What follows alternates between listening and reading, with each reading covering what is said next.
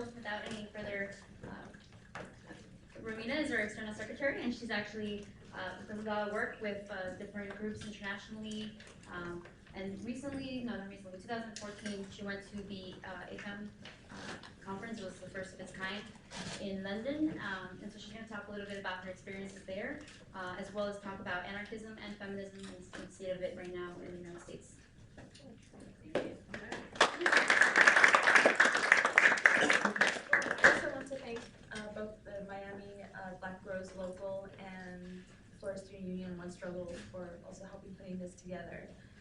In a sense, I don't think I'm going to say something that's dramatically, like, people haven't thought about, but I'm hoping to place a discussion of both feminism and anarcha-feminism in I guess, like, in a challenging way, like to challenge ourselves, which I feel like it hasn't been challenged that much lately. I also want to begin with my own personal experience, because as someone of, I am part Chilean, and I want to explain a little bit where my experience with feminism comes from. And I grew up between California and Chile as a child, but I lived in Chile during the dictatorship in the 1980s. And feminism in Chile during this time played a very important role in challenging the dictatorship of Augusto Pinochet. And they held marches, large women's marches, in which they, were in the street fighting the dictatorship. Women in the shanty towns also had like communal kitchens where it was also forms of survival, but it was also forms of organizing. And there was also massive street protests, which women knew because of in light of the patriarchal order, that there was some space for women to fight in the streets. And it was slightly different in Argentina with the women of the mothers who disappeared, which had much more of I would say more of a motherly look, with the kerchiefs on their heads. And the women in Chile actually looked more like activists, and they would like confront the water cannons, and they had one very large known march, which they painted their hands red and said pretty much to the dictatorship, like, you have blood on your hands, we don't, and they went into the streets. A very famous Chilean feminist, her name's Julieta Kirkwood, she said that these demonstrations were, in a sense, confronting the patriarch of the patriarchs. And I think that's a very good, accurate explanation. And the reason that I wanted to begin with this is because my introduction to feminism was as part of a social movement.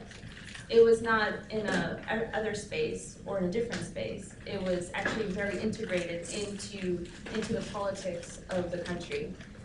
And it was also one that recognized that the dictatorship itself was, the dictatorship when it took power was not just trying to reverse, let's say, the socialized industries that had been nationalized by Allende or the lands, but they also instituted a stronger patriarchal order to the country, in which women were expected to dress a certain way and act a certain way. As a child in Chile, in school, they taught me how to walk.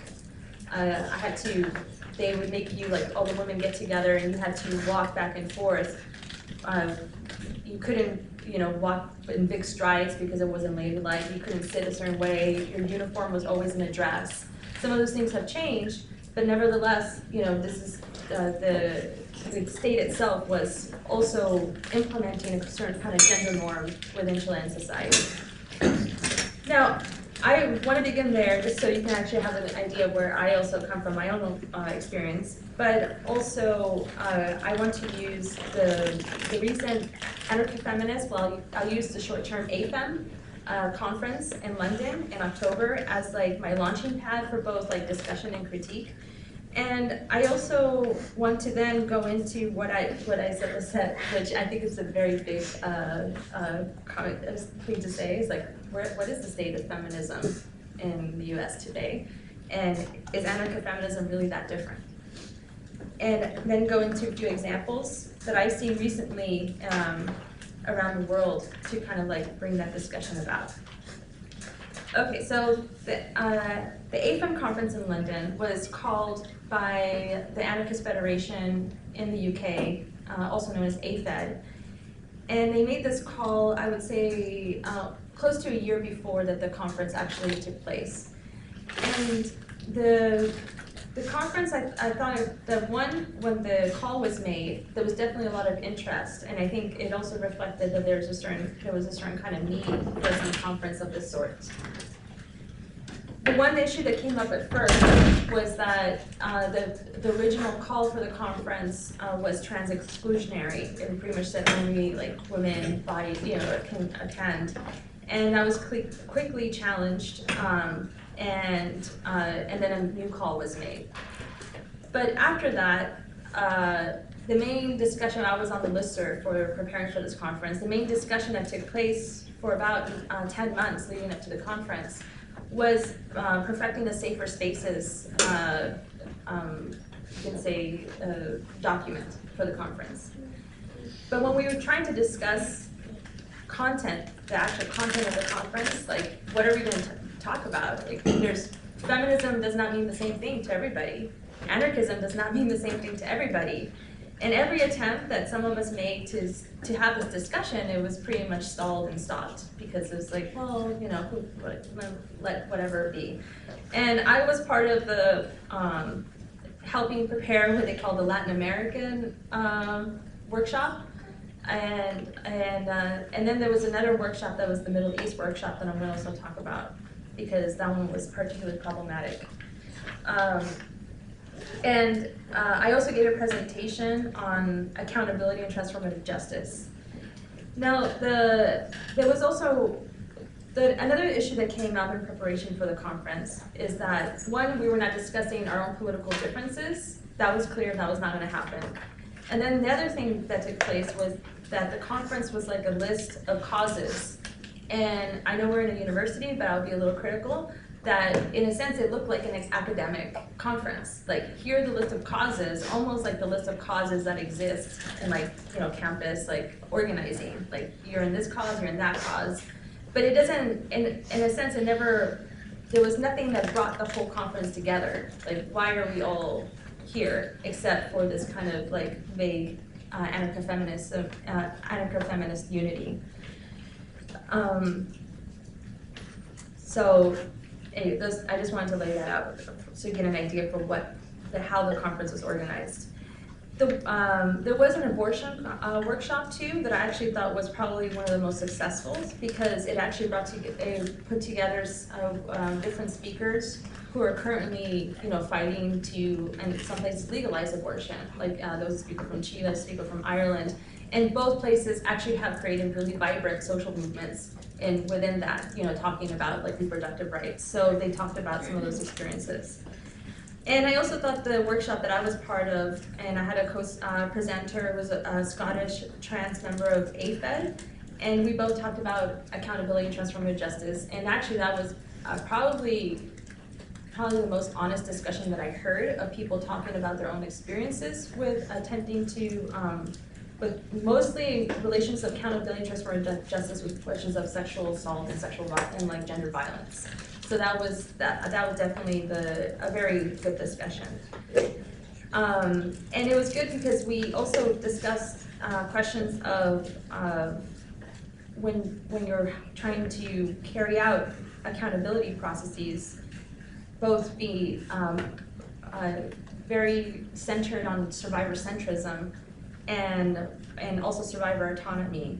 And also, we also discussed the volatile experiences that have taken place in attempts for accountability, which often leads to groups splitting and arguing and having fights.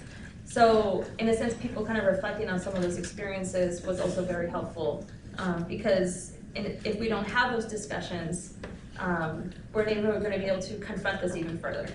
So we were also discussing the need to have these discussions in social movement spaces and not just in just in feminist spaces.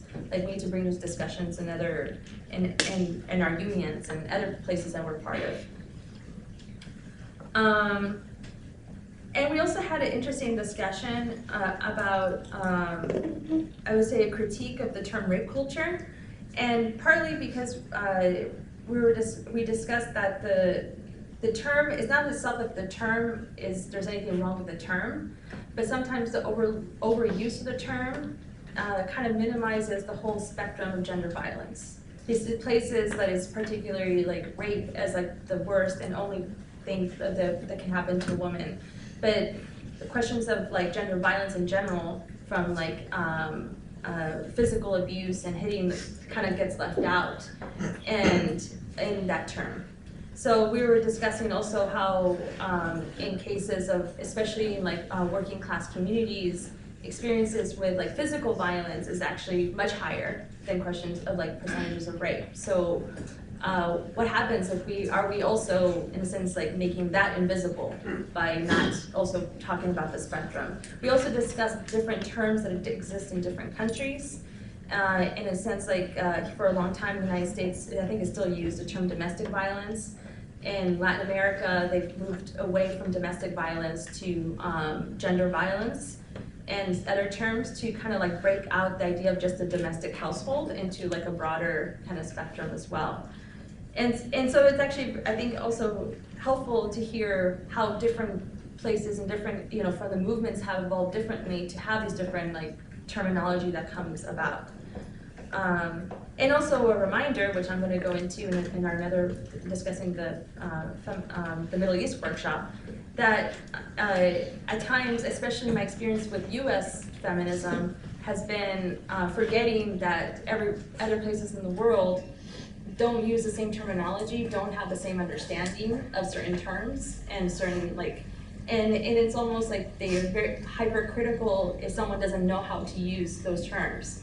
And here we were in a space where there were people from different countries, and they were trying to have that discussion. Like even some people said, like, I read the Safer Spaces document and I couldn't understand it. And because I don't understand what's a safe space, we don't use that term in Brazil, this one Brazilian woman said. And then people had a hard time kind of trying to, they're like, well, how can you not understand it? It's like, well, the terms are different. And so, I think it might be a good part to bring in the question of the Middle East workshop. Now, mind you, I thought there was another argument that I had, because the Latin American workshop was really 2 Chilean women speaking. So it should have just been about like 2 Chilean women having like different perspectives on feminism, but they just didn't want to change it. And the Middle East workshop was 2 Iranian women. But they called it like the Middle East, because they never actually got to the content of what they were talking about, so they never gave it a title that was actually accurate, reflective of their discussions. So there was, for the Middle East workshop, there was 2 Iranian women who spoke. And one is, she's a member of the Worker Solidarity Movement in Ireland, also known as the WSM. And the other speaker was a woman in exile in Australia.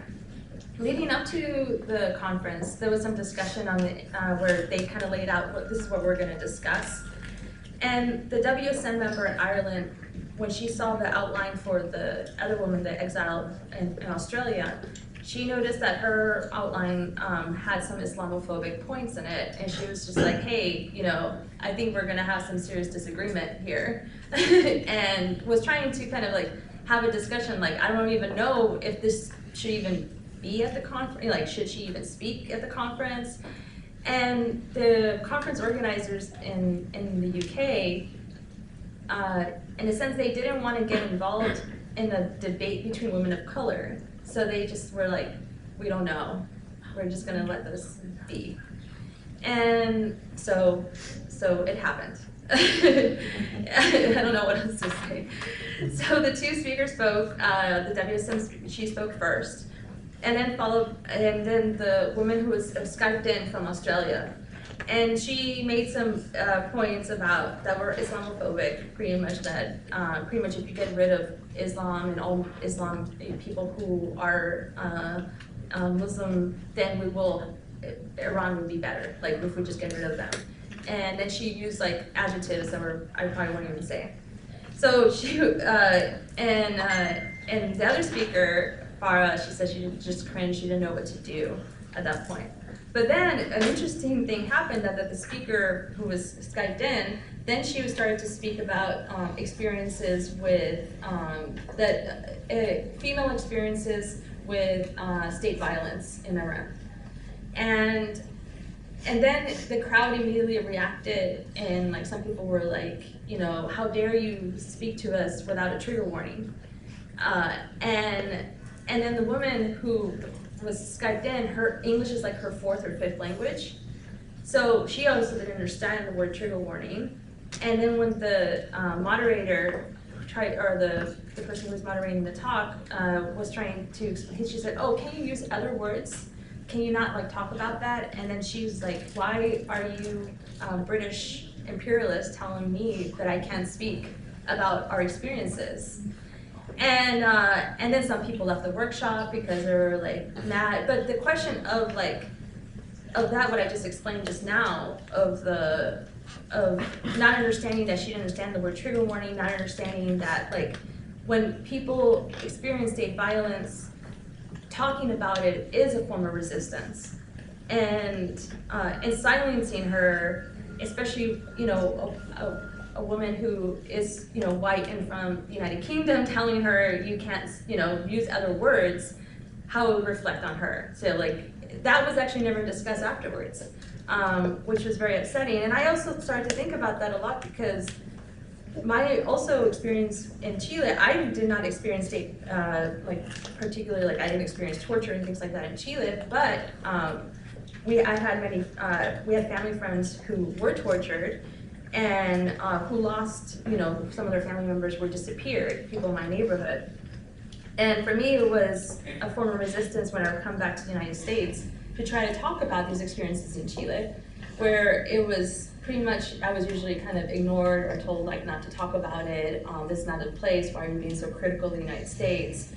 And just that act itself, like I think if someone told me that I couldn't speak about experiences with, what women have experienced with state violence and torture, I would be very angered. So anyways, I thought it was a discussion that was never had within the AFEM organizers afterwards, but it was a discussion that some of us had, especially within the speaker, the Iranian speaker from the WSM in Ireland, and a few other of us, like, you know, talked about, and we reflected and wrote some stuff afterwards about it. Okay, so, and I guess the last thing I could say about the AFEM conference is that one thing that I met with some people afterwards who were from the UK to kind of get like their feeling about how they felt like it, you know, how did the conference go? How do you think it went? And that conference was held simultaneously with the Anarchist book fair in London. And one woman said, she said, well, I attended the London Anarchist book fair and then I attended the AFEM conference. And she said, I was very saddened that the conversation in the AFEM conference was not as dynamic as the London Anarchist book fair. And I was thinking, and I actually agreed with her, and I think the reason for that was because we actually everything was so general. Like, we didn't say like, okay, like these two Iranian speakers, what are their positions? Okay, if they have like different ideas, let's have them like also debate. Can we do that? Do we have to have a politics of nicety, even though we're both like anarchists? Like, we can debate, and but it is something that didn't happen. So it was interesting, like the way that she reflected on it. I didn't think about that at first. So where is feminism at today, and is anarcha-feminism that different in the United States? This is a discussion that I was hoping that we would actually have at the AFEM conference. Like, where is feminism at? What are we doing? What does it mean? And if we do have different feminisms, if we do have different anarchisms, where are the points that we can agree on, and what can we do with what I say, like, escalate the discussion, escalate like the debate about what should we do.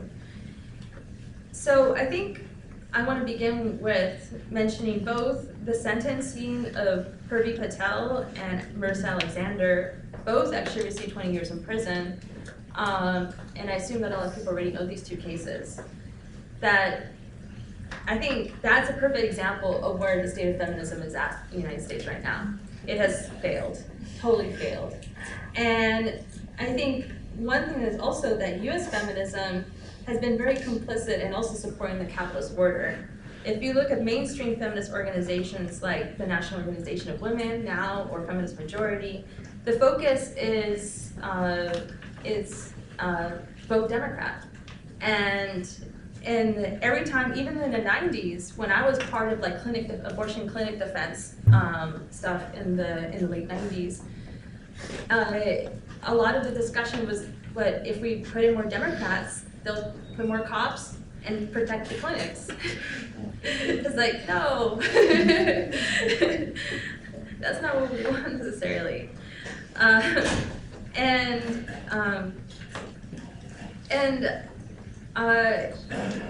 I also think that part of the issue has been that the focus of the discussion has been further inclusion into the state.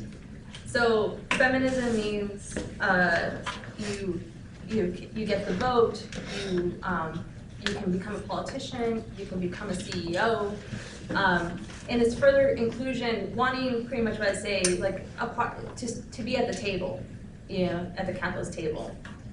And if we're going to discuss, you know, what we mean as like an anarchist to be a feminist, in a sense, I don't think I'm probably even that different from Emma Goldman in a lot of these questions. That we can only do this within social movements. It's challenging and bringing in the question of feminism, not to be further part of the state. Yes, we will make demands, like abortion should be legal. We will demand that of the state. But at the same time, we want to be able to radically change and the way that our society functions. So it changes the social ability as well. And there's a book in the back called Horizontalism, and it's funny because it's back there, but I actually have it in here because there's an interesting interview that the author did of the Piqueteros movement, is unemployed movement in Argentina, where it's known very much for like covering themselves and doing like road blockades. But some of them are workers who had just make demands of like factories. Some of them are part of like neighborhood organizations. Many of them are mostly female. Like Piquetero organizations tend to be about 70% female, but yet you could say the person who represents the Piquetero organization tends to be male.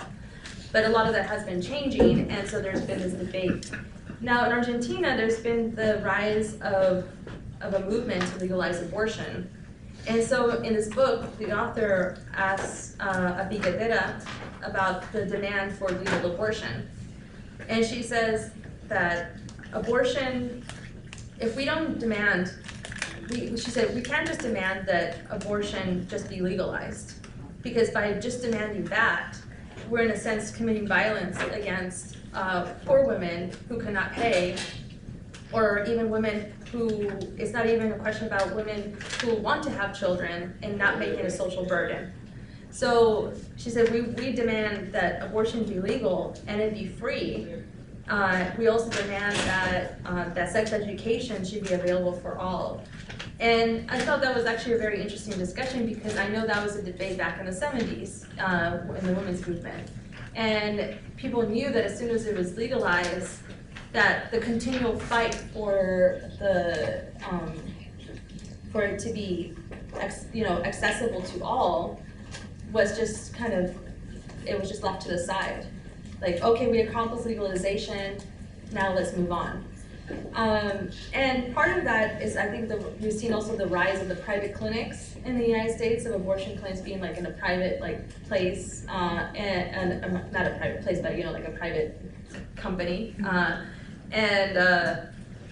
and has really failed working class women, and you see it further now. Like there's many states who don't even have abortion clinics, and even some of them only have like one in a large city, where women have to travel, very far.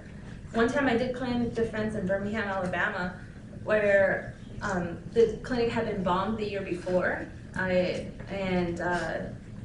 and kill somebody actually. So we were doing a clinic defense because Operation Rescue, which was like, I don't even know if they do that much anymore. I think they have different names. But Operation Rescue was a Christian organization that was actually militantly blockading and trying to shut down abortion clinics. They were very well known for shutting down like the clinic in Wichita in 1992, which they shut it down I think for several days. They would do stuff like, put their feet in cement. They would do like, tie their hands together. They would throw themselves in front of cars. And so it was, they used a lot of actions that, protesters use because they were protesting. In that clinic defense, I noticed that there was a car, when I got there in the morning, there was a car already there. And there was a couple like sleeping in there. And someone said, oh yeah, they came from Mississippi because they didn't have access, so they had to drive all the way from Mississippi to Birmingham, sleep in the car, and then as soon as they got out of the car, somebody from Operation Rescue jumped out and started chasing them with pictures, and then the guy hit the other guy, and then there was a fight, and then we separated them. But just the story is mainly about that. The distances that people have to go, the money that, your gas expenses, hotel expenses, and in places where you have to stay, that you can't even have an abortion, then you have to wait, after they show you a video. This is the kind of violence that's being committed against poor and working class women. So I honestly think that we are actually sitting in a period where I would say there's like a boiling cauldron. I think there is a lot of desire to change the direction of feminism and to talk about it more and to bring it into different spaces. I think we're living in a very interesting moment where it's actually being talked about a lot, much more than it was being talked about when I was a high school student, let's say in the 90s. It was discussed, but it was discussed in a very different way. We had a lot of girl bands, so that was pretty good. But also, what would it mean for us to have these discussions of what would be a feminism that could speak to both like Purvi Patel and Marissa Alexander, and also the feminism that would speak to female fast food workers who will be protesting on like April 15th, part of the Fight for 15. What would be a feminism that working class, that women of color are fighting like police violence and the Black Lives Matter movement, or even in Los Angeles, where I come from, where we have multiple cop watches. We have fighting like police violence is something, as we know, everywhere is very rampant. But my experiences are in Los Angeles and going to protests there. And for example, what would this kind of feminism mean to immigrant mothers who are currently who are in detention and currently on hunger strike? Or what would a feminism mean that speaks to Native American women who are fighting the state and corporate interests who are destroying the lands?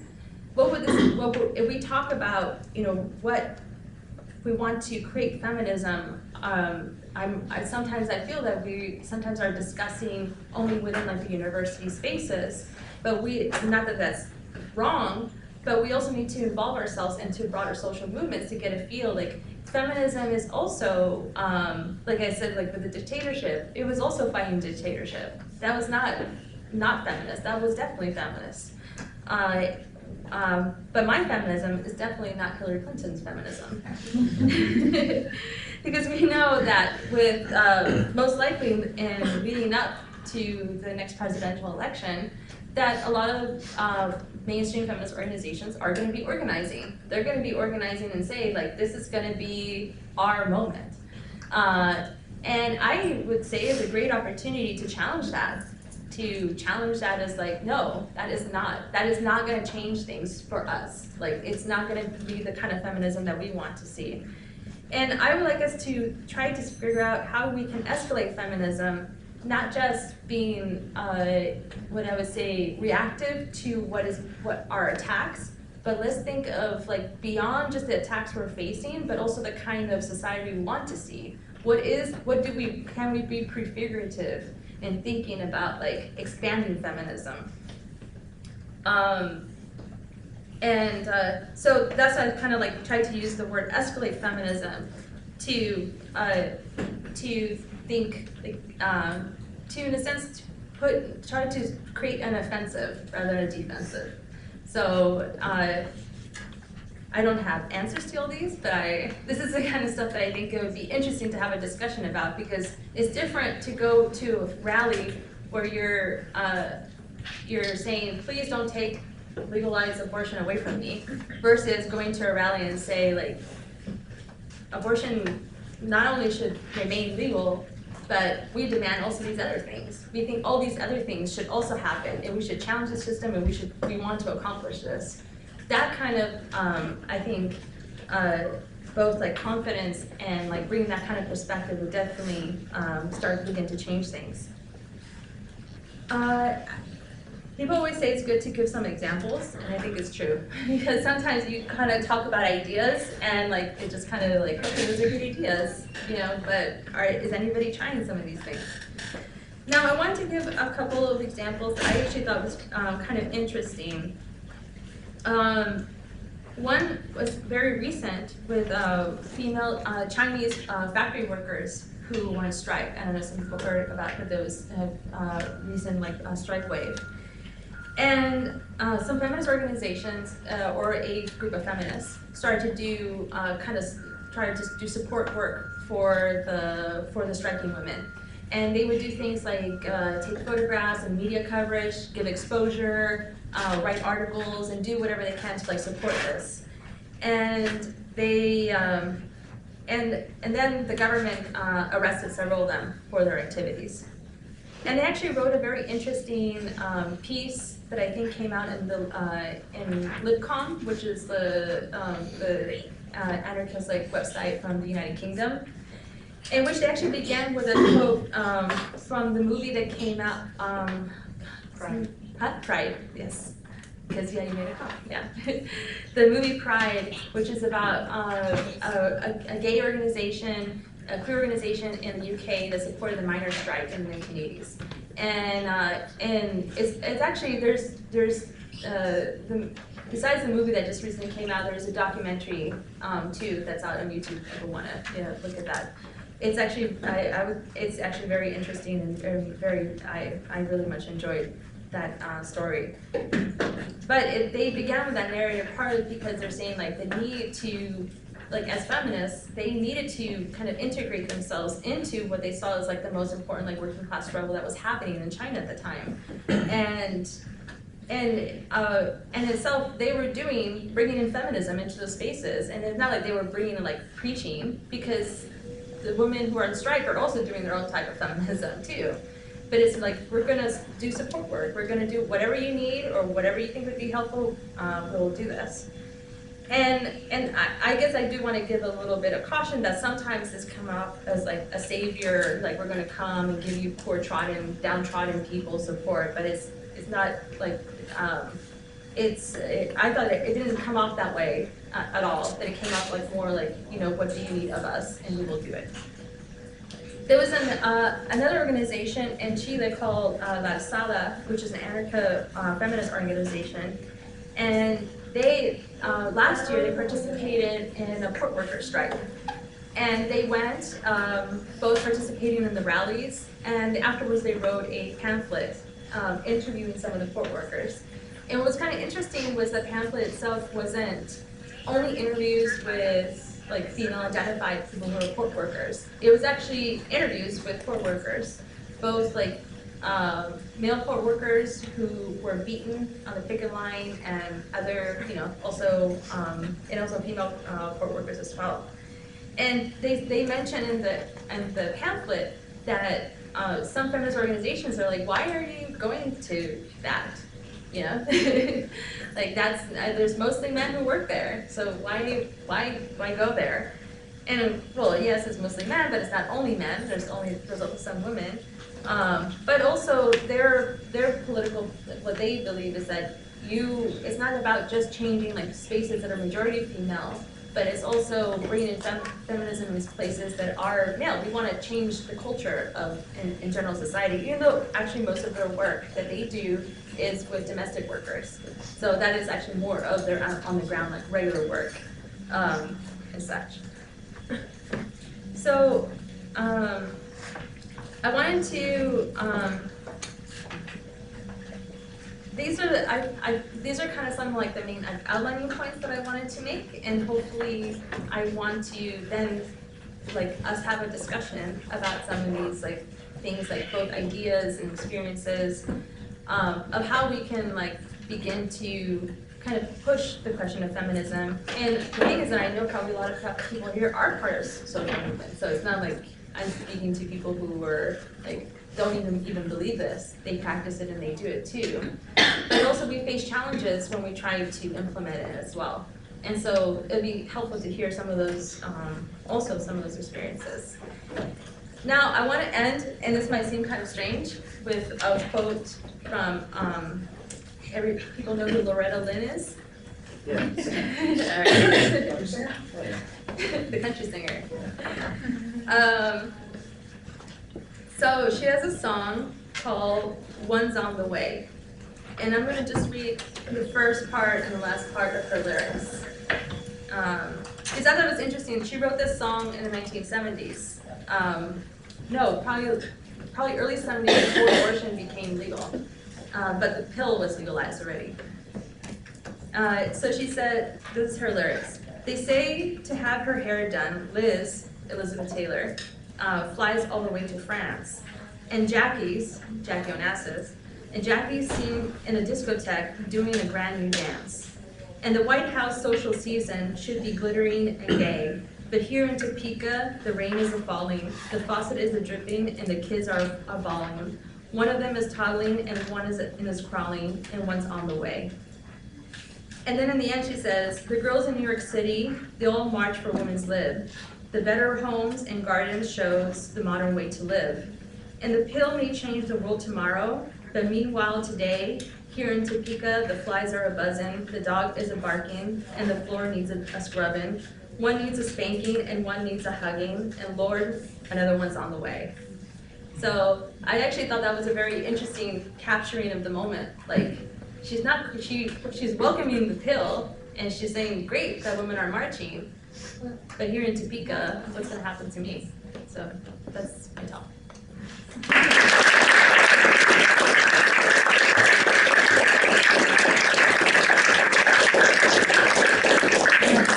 Does anybody have any questions either about the AFEM conference itself, or about some of the questions that she was asking about feminism and how we see feminism and how we can push it forward to be beyond just the constraints of liberal feminism? The floor is open. Questions?